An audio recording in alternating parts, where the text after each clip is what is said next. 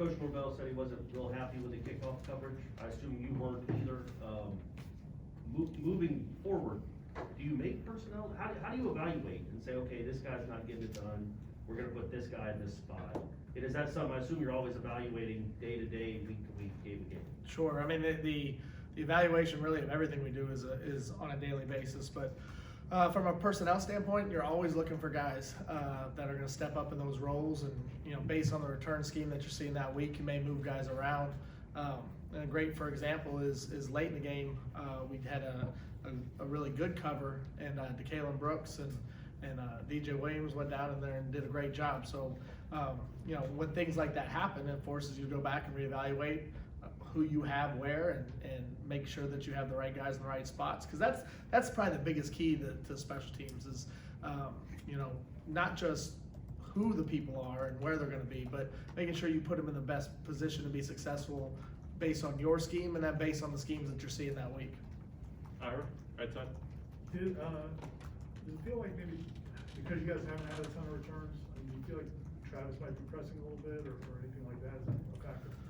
Yeah, I mean, I think the biggest frustration that we've had, you know, I'm sure the players feel it, and from a coaching standpoint that we've had in terms of the return game is just a lack of consistency, both in who's doing it and then, you know, just getting guys into a rhythm and a routine. You know, we've had 4 different guys line up at punt returner this year throughout the course of 7 games. We've had 3 different guys line up at kick return, and I'd have to go back and really think about this, but I don't think it's been the same starters in back-to-back weeks, at least not very often.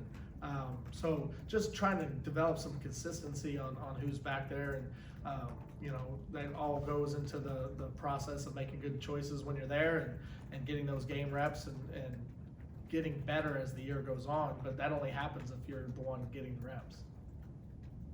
Ira?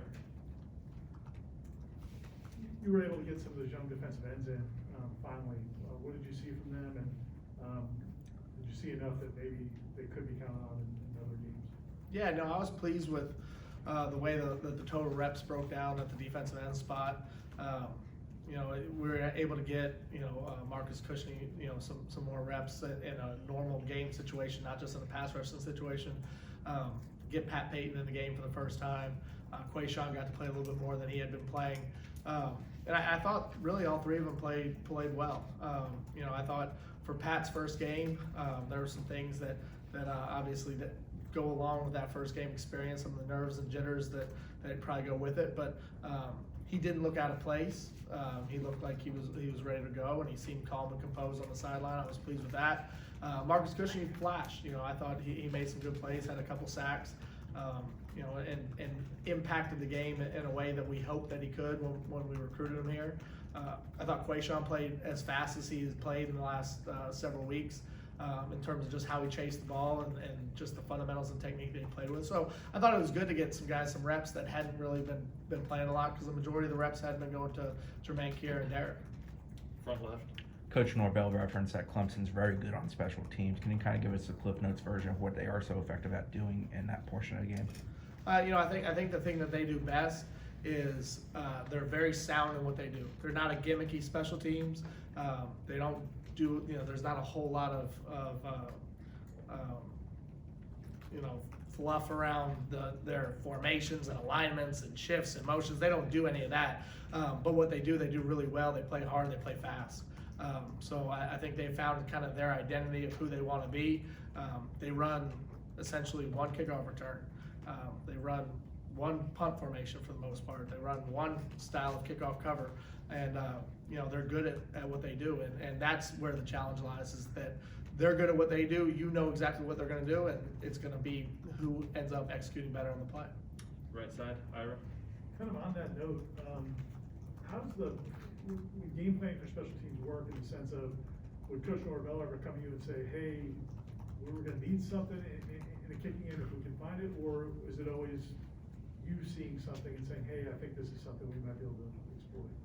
Our game planning on special teams is very similar to how we do offense and defense. It's very collaborative. I spend my Sunday evenings and Mondays preparing for a meeting with Coach Norvell in the evening, where we kind of go through the whole plan of the 4 phases. And then obviously he'll always have his thoughts and ideas, And then we'll tweak and adjust as we sit down and talk through what our opponents do and what we want to get accomplished that week. So it's collaborative in that sense. And then, every week, will be a little bit different based on, because everything is about playing complementary football. So there's going to be some weeks that we might try to press the gas a little bit harder on some things to look at, special teams wise. Other weeks maybe not, and that's just going to be based on what's best for all three phases playing together. Ira?